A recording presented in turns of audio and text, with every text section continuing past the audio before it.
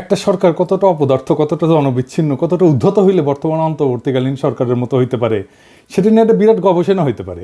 আপনি মন্ত্রিসভার সদস্য বাড়াবেন, ভালো কথা, তা এমনভাবে বাড়াইবেন যে একটা উৎসাহ উদ্দীপনার সৃষ্টি হবে গোটা জাতি জুড়ে, গোটা দেশ জুড়ে। তা না, উপদেষ্টা বানাইলেন, সারা দেশে সমালোচনা। তার মানে বুঝছেন তো, এই প্রফেসর ইউনূসের সরকার এটা মাপার মতো অবস্থায় নাই যে কোন সিদ্ধান্ত নিলে কি প্রতিক্রিয়া হবে। আপনারা এর মধ্যেই জানিয়েছেন যে 3 জন উপদেষ্টা শপথ হয়েছে, এর মধ্যে 2 জন উপদেষ্টা নিয়ে ব্যাপক সমালোচনা হয়েছে, মিছিল টিছিল হয়েছে। না, আমরা করি নাই, ছাত্ররাই করেছে। প্রথমে আসি শেখ বসিরউদ্দিনের কথায়। শেখ বসিরউদ্দিন উপদেষ্টা হিসেবে শপথ নিছে, যুক্তি কি? ব্যবসায়ীদের প্রতিনিধিত্ব রাখতে হবে, সবার প্রতিনিধিত্ব লাগবে, শুধু বিপ্লবের স্টেক হোল্ডারদের প্রতিনিধিত্ব লাগবে না। কয়জন ব্যবসায়ী পথে নামেছিল, ব্যবসায়ীরা কিভাবে হাসিনারে সাপোর্ট দিয়ে গেছে দেখি নাই? কত ব্যবসায়ীদের তো ব্যবসা কায়রে নেওয়া হয়েছে, তাই না? তাদেরকেও তো দেখছি, তাদের নিতেন তাও বুঝতাম। তো এই বসিরউদ্দিন কেমনে এলো? আসেন এটা একটু বুঝে দেখি। এই বসিরউদ্দিন প্রথম আলো ডেইলি স্টারের মাল। এন কইবেন যে দাদা খালি আপনি প্রথম আলো ডেইলি স্টারের পিছে আঙুল দেন, কেমনে বসিরউদ্দিন প্রথম আলো ডেইলি স্টারের মাল হইল? এরে ফিট করেছে ডেইলি স্টার, এর গ্রাউন্ড তৈরি করা হয়েছে তার আগে। গত 9 অক্টোবরে best business person of the year পুরস্কার দিছে তারে ডেইলি স্টার। তার মানে আপনি তো প্রফেসর ইউনূসকে দোষ দিতে পারবেন না, বলতো সে তৈরি করে দিছে ডেইলি স্টার, প্রফেসর ইউনূস চাপ মারিছে। আমি প্রফেসর ইউনূস এলে বলতাম যে আমার কি দোষ, best business person of the ইয়াররা তো আমি বানাইছি উপদেষ্টা, একজন বিজনেসম্যানরে নিব, তো বাংলাদেশের সেরা বিজনেসম্যানরে নিচ্ছি, কোনো সমস্যা আছে? জি স্যার, সমস্যা আছে। আপনার প্রশ্নের উত্তর আমি দিব, ধরিচ্ছি আপনারে একটু পরে। তার আগে আপনার প্রিয় মাহফুজানন্দ বহুপাদ্রে ধরে নি যে বানাইছে, তারে ধরতে হবে ডেইলি স্টারকে, মাহফুজানন্দকে, বহুপাদ্রে, তাই না? তাই মাহফুজানন্দ বহুপাদ বলবে যে কেন আমি কি বিজনেস অ্যাওয়ার্ড দিতে পারবো না? আমি দিছি, আমার পয়সায় দিছি, আপনার কি সমস্যা? অবশ্যই পারবেন। হ্যাঁ, পারবেন না কেন? কিন্তু আমরা দেখি আপনি কেমন বিজনেসম্যানরা অ্যাওয়ার্ড দিচ্ছেন, তাই না? এই আকিজ বশির গ্রুপের শ্রমিকেরা সেপ্টেম্বর মাসে তাদের কিছু দাবি দেওয়া নিয়ে আন্দোলনে নামিছিল। এক পর্যায়ে এই পাটকলের অফিসে হামলা হয়, শ্রমিকেরাই করে বোধহয়, বা কে করে, দুষ্টু লোকেরাও করতে পারে, কেউ জানে না। তারপরে অনির্দিষ্টকালের জন্য পাটকল বন্ধ করে শ্রমিকদেরকে বাইর করে দিছে। এক একজন অনেক দিন ধরে ছিল। আপনি দেখেন তাদের কান্নাকাটি, কি অবস্থা, তাদের বাস্তব ভিটা ছাইরা তাদেরকে চলে যেতে এবং বেতন না দিয়া তাদেরকে তাড়াই দিছে। দেখেন, আমার কথা শোনার দরকার নাই, আপনি শুনেন তাদের মুখে। হঠাৎ করে এখন মিল্লা বন্ধ করে আমাদের বাইর করে দিতেছে। আমাদের যিনি 43 বছরে আমার একটা সংসার, এখানে এই মালগুলি আমি কিভাবে নিয়ে যাব? এই তো হঠাৎ করে আমার পক্ষে সম্ভব হইতেছে না, এই সময়টুকু তো আমি পাইতেছি না। 20 বছর ধরে চাকরি করি, হঠাৎ করে আজকে এই অবস্থা হচ্ছে। আমরা তো বলতাম চাকরি করে যাইতে করছে, এত কষ্ট আর নাই। আমরা কিভাবে চলবো, কিভাবে খাবো? আমাকে ছেলে নেই, জমে নেই, বাপ নাই, কিচ্ছু নাই। আঙ্গ টাকা বানা দানা কিছু দেয় নাই, বা কবে মিল খুলবো এমন কোন নির্দিষ্ট টাইমও দেয় নাই। দেখেছেন, এই মালরে Mahfuzananda বহুপাত businessman of the year পুরস্কার দিছে। এবার আসেন প্রফেসর ইউনূসের কিছু কই। স্যার, আপনি এরে নিছেন, ভালো কথা, এরে পাট মন্ত্রণালয়ের দায়িত্ব দিচ্ছেন কেন? সে আর তার ভাইরা মিলে বাংলাদেশের পাটের ব্যবসার বেশিরভাগ নিয়ন্ত্রণ করে, এটা জানেন না আপনি? কনফ্লিক্ট অফ ইন্টারেস্ট বলে তো একটা জিনিস আছে। আপনারে আমারে এই জিনিস যদি ধরাই দিতে হবে, এটা তো আমি কোনোদিন ভাবি নাই। এটা তো কেলেঙ্কারি হবে আপনারে নিয়া। এইসব নিয়ে আন্তর্জাতিক মিডিয়াতে লেখালেখি হবে, আমরা না লিখলেও আওয়ামী লীগ লিখবে। আপনার আশেপাশে কি গর্দভ বৈশা থাকে? অবশ্য আমি জানি গর্দভদের জন্য আপনার অনেক মায়া, তাই আপনার আশেপাশে প্রচুর গর্দভ সবসময় থাকে। আপনি নিয়ে রাখেন গর্দভদের আপনার আশেপাশে। যাই হোক, আপনার নিজের ক্রেডিবিলিটি কিন্তু নষ্ট হইতেছে, এটা বোঝানোর জন্য বললাম আর কি। আপনার দেখার টাইম হয় না, এটা বুঝি, কিন্তু আপনার তো ক্যাবিনেটে আলাপ করতে পারতেন। আপনি তো ক্যাবিনেটে আলাপ করেন না, এটা আপনারাও তাদের তো সহকর্মী হবে, আপনার ক্যাবিনেট মেম্বারদের, তাই না? তো ভুলের সুযোগ কমে, সবাই শুনতো, কেউ না কেউ এই পয়েন্টটা ধরাই দিত। এবার আসেন ফারুকীর প্রসঙ্গে। ফারুকী দাবি করেছে সে নাকি ফ্যাসি বিরোধীর লড়াইয়ে ছিল। হ্যাঁ, শুনেন। ফ্যাসিস্টের বিরুদ্ধে তো ঝুঁকি নিয়ে আমরা 2018তেও চেষ্টা করেছিলাম, বোঝার চেষ্টা করছি সিপাহী জনতা। আসলে এটা তো বলা যায় না ভাই, আমি তো ফ্র্যাঙ্ক মানুষ। আমরা বোঝার চেষ্টা করেছিলাম যে সরকার পতন হবে কি না, আন্দোলন করছিলাম, কিন্তু পোস্টগুলো সবাই দেখবেন খেয়াল করে। হ্যাঁ, আমি না, সবাই করছে বাংলাদেশের মানুষ। এবার তো আমরা সবাই অল আউটে গেছি, এর আগে অল আউটে যাইনি, কারণ আমরা পারিপার্শ্বিক বাস্তবতা বোঝার চেষ্টা করছিলাম যে এই আন্দোলনটাকে আমরা কতদূর নিতে পারবো। হ্যাঁ দাঁড়ান ফারুকি এনে হাইসানি। হ্যাঁ মানে আপনি বুঝার চেষ্টা করেছেন পতন হবে কি না। হ্যাঁ ভাবতে হবে না, আপনি হটাইছেন তাই না। 4 মাস আগে কোটা সংস্কার আন্দোলনের সময় একটা নিরীহ স্ট্যাটাস দিয়ে আসলে ডরে দিচ্ছেন মুছে। হ্যাঁ দেখেন সেটা নিউজ হয়েছিল বলে। এই কলেজের জন্যিয়া ফেচি বিরোধী লড়াই করেছেন ফারুকি। হ্যাঁ শিল্পীরা মাঠে নামিছিল বৃষ্টির ভিজা, আপনি ছিলেন না।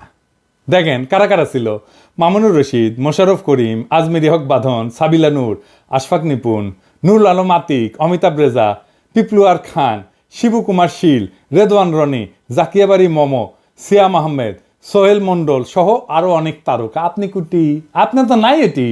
আপনি তো উঠে যাওয়ার সাহস করবে পারেননি।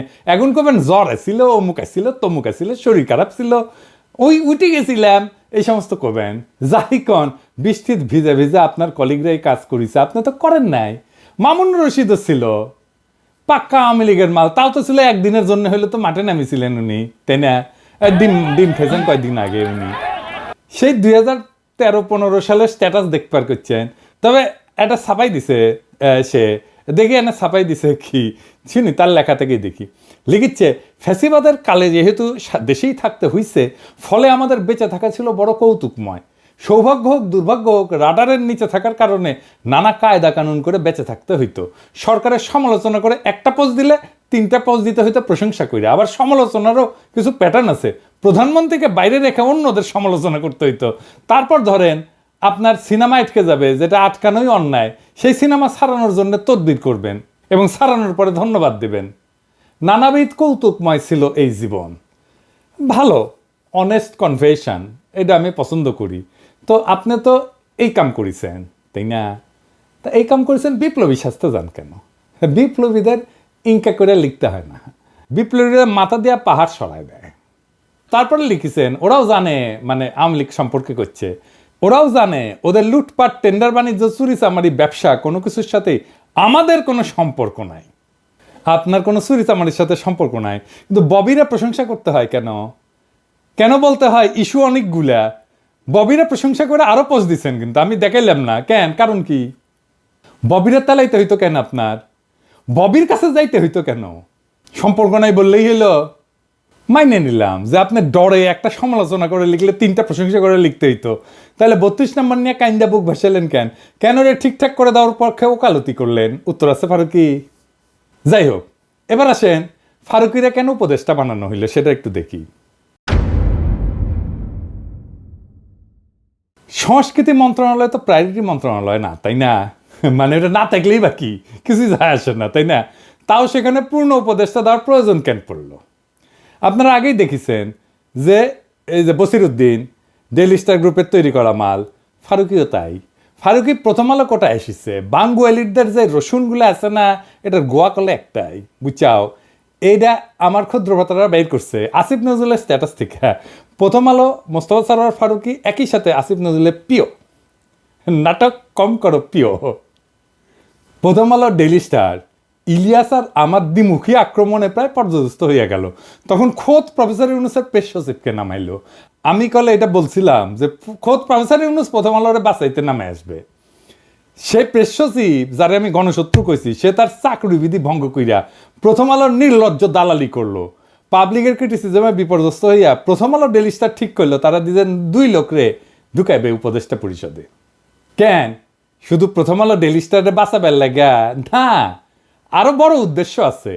বাংলাদেশে যে কালচারাল ইন্ডাস্ট্রি আছে না, এই যে নাটক, সিনেমা ইত্যাদি ইত্যাদি সবকিছু মিলা, গান বাজনা এগুলো মিলা যে কালচারাল ইন্ডাস্ট্রি, সেই কালচারাল ইন্ডাস্ট্রি গড়ে উঠছে ইন্ডিয়ান আর আওয়ামী পারপাস সার্ভ করার জন্যে। সেটা পুরা ধ্বংস হয়ে গেছে, এমনভাবে ধ্বংস হয়ে গেছে যে দাঁড়াইতে পারতেছে না।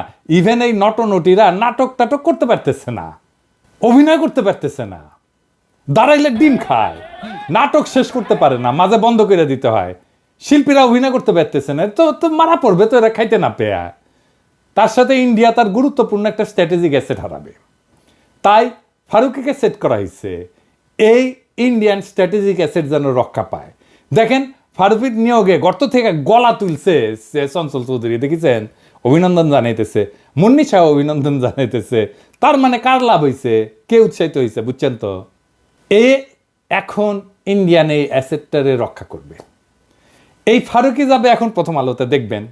আমি কয়ে দিলাম, লিখে রাখতে পারেন, প্রথম আলো বর্ষপূর্তিতে যাবে, লিখে রাখতে পারেন ফারুকি যাবে, ছবি টবি তুলবে, ফটো সেশন করবে, এটা আবার ছাপবে প্রথম আলো। মেরিল প্রথম আলো পুরস্কারে যাবে, বিশাল বিশাল ফিচার ছাপা হবে ফারুকির নিয়ে, গর্ত থেকে বের হবে সব ফ্যাসিবাদের দালাল নটনটিরা নতুন কইরা।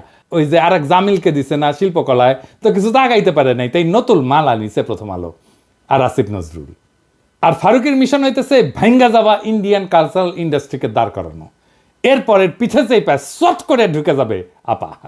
তখন এই বশিরুদ্দিন আর ফারুকি বলবে, আপা আমরা সেই গভীর অমানিসাতেও পিছে পিতার ছবি নিয়ে অফিস করেছি, এডিটর সাহেব এনা দেখেন না ক্যাঙ্কা কইরা পিছে শরদ্দির বডিগার্ডের ছবি নিয়ে অফিস করিচ্ছে, বিউগলে করুণ সুর বেজা দেন না এডিটর সাহেব, আমরা বঙ্গভবনের ছবি খুলে ফেলার নাটক দেখবো, ভাববো আহা কত জনগণের কথা শোনা হচ্ছে।